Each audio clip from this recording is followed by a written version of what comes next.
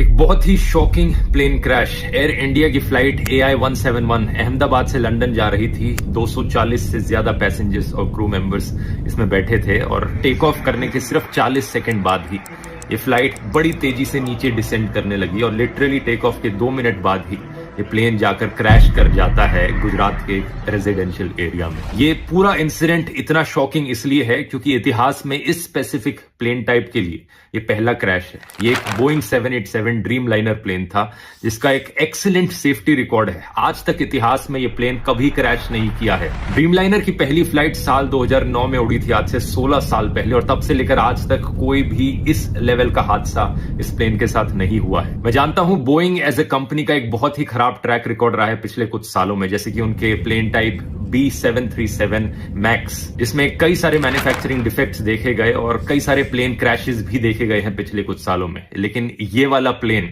वो नहीं था। इस प्लेन का स्पेसिफिक कोड नंबर VTANB था, जिसे आप इंटरनेट पर जाकर सर्च करोगे तो सारा डेटा मिल जाएगा। ये 11 साल पुराना प्लेन था, कोई ज्यादा पुराना प्लेन नहीं था। ड्रीम लाइनर्स का लाइफ स्पैन 20 से 30 साल तक का होता है। जो पायलट इस प्लेन को उड़ा रहे थे, कैप्टन सुमित सबरवाल, उनका खुद का भी 8200 फ्लाइट आवर्स का फ्लाइट एक्सपीरियंस था, जो कि बहुत अच्छा होता है। तो पायलट भी इनएक्सपीरियंस नहीं थे। अगला सवाल आपके दिमाग में आएगा कि क्या वेदर खराब था? ऐसा भी नहीं था। 1:30 बजे दोपहर के ये क्रैश हुआ। वेदर कंडीशंस अगर देखी जाए तो लगभग 40 डिग्री सेल्सियस के आसपास का तापमान था। कोई ज्यादा तेज हवाएं नहीं चल रही थी। विजिबिलिटी जो थी बहुत ही अच्छी थी, 6 किलोमीटर से ज्यादा की विजिबिलिटी। तो ऐसे में सवाल उठता है कि यहां प्रॉब्लम कहां पर हुई। इसका असली जवाब हमें जल्द ही पता लगेगा। अभी प्लेन के ब्लैक बॉक्स से इंफॉर्मेशन को रिट्रीव किया जा रहा है, लेकिन मोस्ट लाइकली ये पूरा हादसा एक बहुत ही भयंकर टेक्निकल फेलियर का लग रहा है। क्या यहां पर कोई इंजन फेलियर हुआ है मेंटेनेंस फेलियर की वजह से? इसका असली जवाब तो हमें तभी पता लगेगा जब ब्लैक बॉक्स को रिट्रीव करके